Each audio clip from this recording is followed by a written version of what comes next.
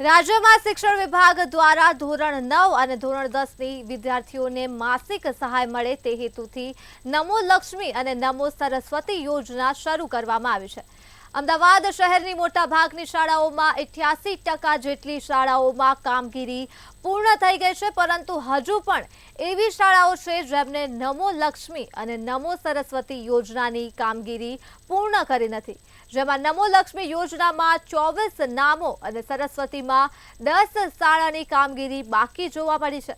આ શાળાઓએ કયા કારણોસર હજુ સુધી કામગીરી કરી નથી તે જાણવા માટે થઈને અમદાવાદ શહેરના ડીઈઓ દ્વારા તમામ શાળાઓને આ યોજનાની કામગીરી ઝડપથી પૂર્ણ કરવા આદેશ આપવામાં આવ્યો છે અને અમદાવાદ શહેરના ડીઈઓ આ શાળાઓને કચેરી હાજર થવા પણ જણાવ્યું છે। જો કોઈ પણ શાળાની બેદરકારી સામે આવશે તો શાળા ઉપર કાર્યવાહી કરવામાં આવશે।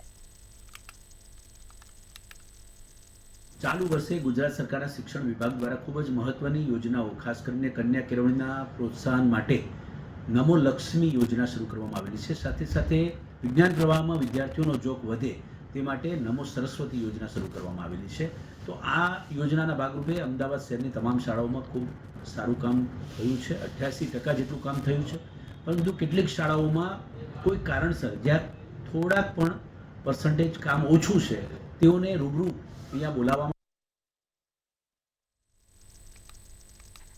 માટેની 10 નમો સરસ્વતી શાળાઓને અહીંયા બોલાવી એમના ટેકનિકલ કારણ હોય કે કયા કારણોથી એમના જે છે 100% કામગીરી પૂર્ણ નથી થઈ, તો એ માટે અમે અહીંયા એમને બોલાવ્યા છે અને આ પ્રક્રિયા અમે 2-3 દિવસ કરીશું। ટેકનિકલ કારણો હોય તો પણ જાણવા મળે અને અન્ય કારણો હોય તો પણ જાણવા મળે, આ પ્રકારનો પ્રયાસ કરવામાં આવ્યો છે।